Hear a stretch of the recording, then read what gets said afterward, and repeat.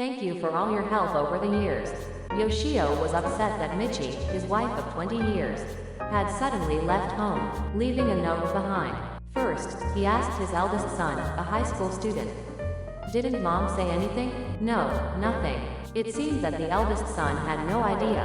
Next, he asked his eldest daughter, a middle school student. Isn't there something that women can understand each other on? We've been living together for 20 years, haven't we? When I think about it. His daughter seemed to know something, but wouldn't tell him. Yoshio was in a difficult position, so he asked his coworker at work. What do you think? Did you put in your salary? Yeah, a set amount. What about family trips? Only at the end of the year, but we did. Then what about sex? Every Saturday. I see. Then I don't know either.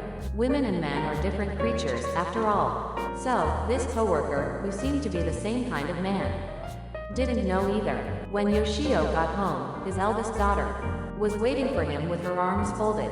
I'll let you meet my mother, she said, and took Yoshio to the house of Michie's friend. The friend had divorced a long time ago. His children seemed to have already become independent, and he was now making a living as a fashion designer. When Yoshio found Michie, he yelled at him, "What on earth are you planning?"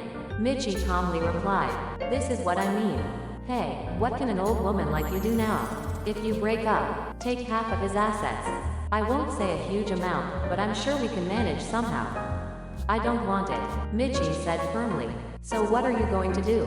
I'll help my friend. That's why I say it's too late now. Even if I can, it'll be years from now. What are you going to do until then? Michie turned away. Confused, Yoshiro asked Michie's friend, "Hey, can my wife make a living with your help?" The friend replied, "Maybe not. This is a world where young talents are constantly coming in.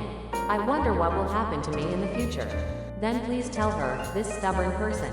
But I don't think that's the reason Michie ran away this time. That's right. Dad always brings up economics and common sense. But he doesn't understand women at all. Even his daughter started to argue. You too? Yoshio glared back at his daughter. At that moment, Michie interjected. You're making such a scary face towards my daughter. This is a problem between you and me. Yoshio was open to anyone. Well, let me have you tell me the problem.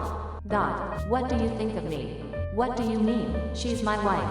She's not your housekeeper. Obviously, a housekeeper and a wife are different. You love each other, don't you? Yoshio became a little embarrassed. That's obvious. Then, say you love me. Really? I've never heard you say you love me clearly. In the 20 years we've been married. Now that's the big deal. Say you love me. That's tricky. I won't leave unless you say you love me. Say you love me. Before he knew it, Yoshio was overwhelmed by Michie.